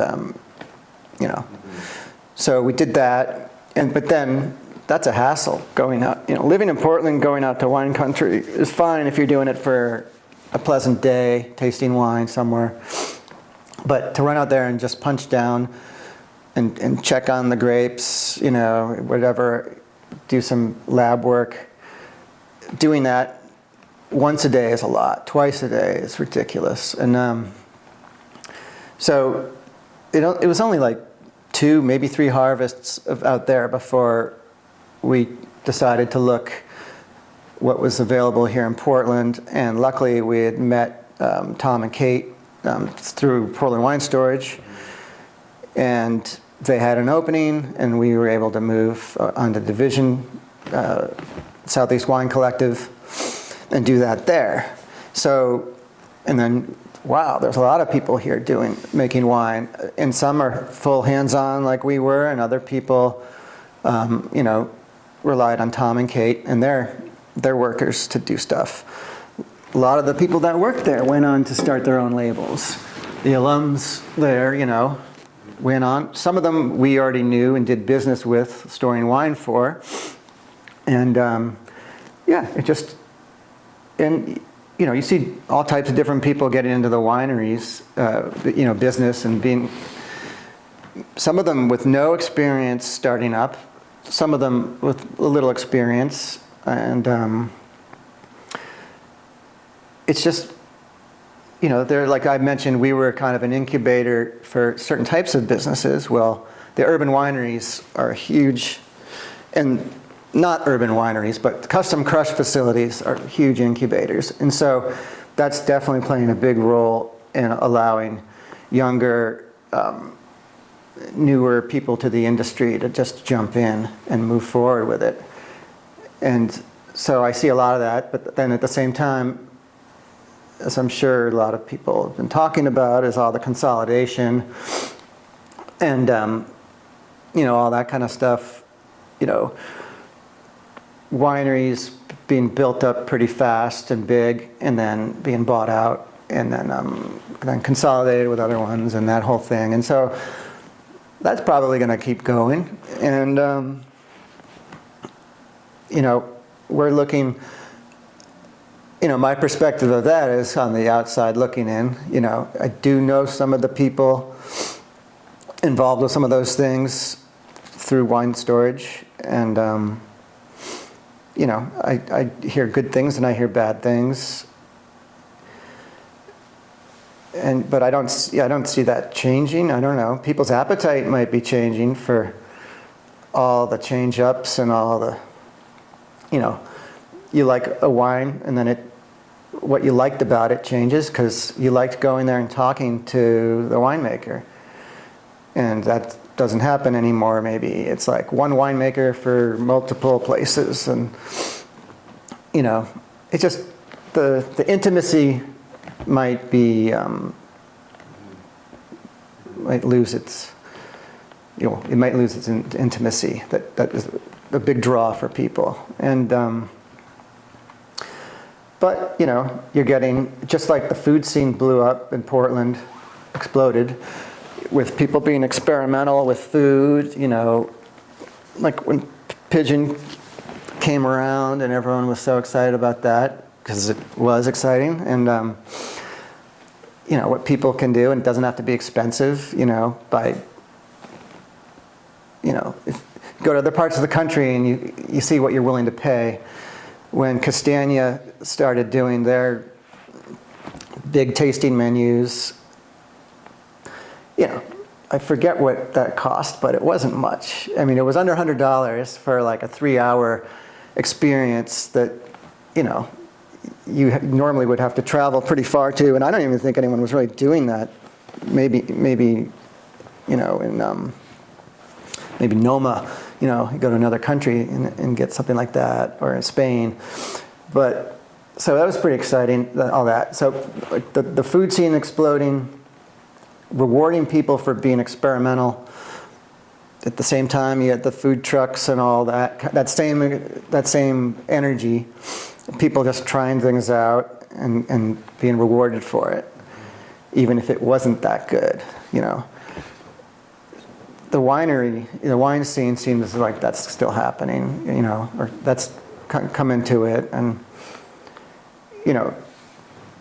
not everything that's going on with the types of wines being produced finds its way to my world wine storage, because not everything's made for that kind of, you don't store orange wine maybe, or a lot of those types of things, those are made for quick consumption. And generally, but anyways, yeah, I think you're going to see more. I think we're going to continue to see more wineries and more people doing that. But then at the same time, that's at the bottom end of it, like the startup end, the smaller stuff. And then you're going to continue to see that consolidation. And I don't know about any new AVAs, new areas that haven't already been tapped into. But the change in climate might have a big effect on it. I know it was affecting our wines. We were making Pinot, high elevation Pinot that, for various reasons we don't really have access to anymore. But each year was like a hotter year, and making a bigger wine, something we were trying to get away from. And so that might affect things too, right? I don't see the storage thing shifting too much, the need for it. Like I was saying, there's a lot of out-of-state interest that's only increasing. So anything we would lose locally could easily be replaced by that need. But no, I have no idea what's in store. Well, you brought up Laylap's there. What was the impetus to start that, and how did that project progress? Well, it started off with Tom and Andrea and two of our clients, Norm and Sam, wine storage clients, who I think it was Sam's idea to start a wine drinking club, like where we taste wines and stuff together. And they were doing that. I started doing that with them, getting together, every couple of weeks, I don't know, and drinking a bunch of wines, and everyone enjoyed doing that. And that little group, and there was some other people joined in with that too. It wasn't just us five. There were a few other people, but it was called Mad Dog, the drinking group, and or tasting group. So Mad Dog, at some point, those guys wanted to make wine, and Andrea was making wine, so doing harvest. So I was able to secure some fruit, and I don't know all the details, to be honest, but started doing basement, backyard vintages. I forget how many. I was not part of that. I didn't get involved with that. And then one year, I think it was 2009, I had a friend doing harvest, and he approached me saying, there's all this extra fruit, and some of it's supposed to be pretty good, and we can get it for free. If I can get it, can we, do you have a spot, out of the way where we could do something with it, And, he talked me into it. And so we ended up, it was more than he thought. It was actually like at least 4 barrels. It might have been 6 barrels of wine, and it ended up being. And it was supposed to be Malbec, and it ended up being Merlot. It was like, it was a lot of things. It was good, and we didn't know what we were doing. Luckily, enough people roll through our facility that if somebody had some time, I'd be like, hey, do you mind tasting this? And, I did get some good advice, or at least from people who were notable winemakers. And, but it was mostly a hands-off approach, and it came out remarkably good for what it was. And there's still some bottles floating around, but most of it got snatched up. They made great gifts, and then some people wanted more than what we gave them. And, there was some under table, there was a lot of bartering, And anyways, it was after that, and then when the Mad Dog group that was making the wine, they wanted to kind of make it a commercial product and not just a backyard, homegrown thing. So I got invited to join them in that. And, now that I had kind of gotten some experience with it, it's not that hard, right? We just did it without even knowing what we were doing. When we got the barrels, we moved them from a winery facility to our warehouse. They were coming out of the back of a pickup truck, several feet lower than our loading bay. We literally put a bunch of 2x4s and made a ramp and rolled the full barrels up and then down the hall. And and then we used our elevator, gravity to do, to rack the barrels and stuff. And it all worked out fine. And, but anyways, joining and doing the commercial product with Laylap's, that was kind of a new experience, and that was fun. And there's a lot of stuff to do, I realized, besides make wine, it's involved with getting a winery going. And, I was tasked with some of the more mundane stuff, or, the paperwork and things like that I wasn't too thrilled about, but was able to do. And that's been going since 2012. That was our first vintage. And I stepped away from that a year ago. I got what I wanted out of it. And I also,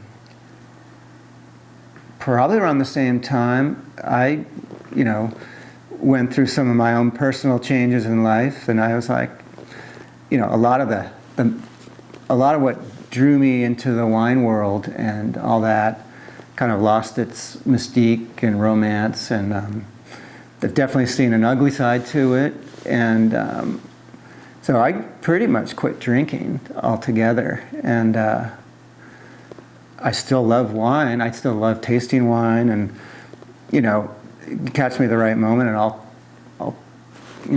talk as long as you want about it. But like my everyday experience with wine is limited to my work. It was never a big part of my wife's life. So when I stopped, she stopped, and it was kind of while it was a sudden thing, it wasn't like a dramatic thing. It was just like, can't do that anymore. It's not working for me. And I didn't know what that meant. I don't know if that was going to be like, do I not do wine storage anymore, or do I not do that? It wasn't. I thought about it. I'm like, no, this is fine.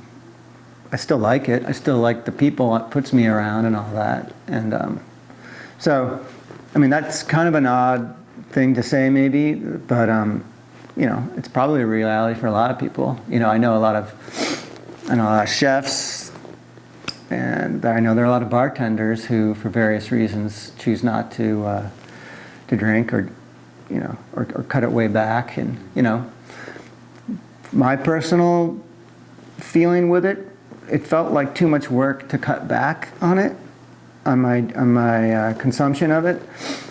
Like if I was going to be drinking, I didn't want to be thinking about that part of it. I didn't want to think about moderation. If moderation worked out, that's fine, but like it didn't always. Because one of the pitfalls, or it depends, you might not call it a pitfall, but having like your own place, a wine storage facility or a bar or whatever, or even a winery tasting room, you have like people rolling through all the time. So you might sit down and have a glass of wine with one group of people, but then as they're walking out the door, you have somebody else walking in the door. So it was very easy to hang out and partake. And sometimes that felt like that was the job. And so as that kind of happened, it became less attractive because it wasn't by my choice. It was more like I felt compelled. And that's probably, I imagine that's what other people experience at some point. If you're going to be sociable, and that's how you know it to be, like, if I'm going to be sociable, it's with a glass of wine in my hand or something. For me, it meant just stopping altogether, and then it's like super easy. So that's my little piece on that, I guess. little PSA at the end there. I like that. Hey, it worked out for me. Well, it's all the questions that I have for you. Actually, I didn't really ask that many questions at all, but all the questions I have. Anything I didn't ask that I should have, or anything else that we'd like to cover today that we didn't cover already? No, I kind of figured you would have the, if there was something I didn't include, you would have asked. And yeah, you just checked off all my boxes here without me having to ask it, so it's perfect. Well, thank you so much for your time, for sharing your new space with us. This is a cool space, and nice to see it. And we'll go ahead and let you off the hook. Right on. Thank you.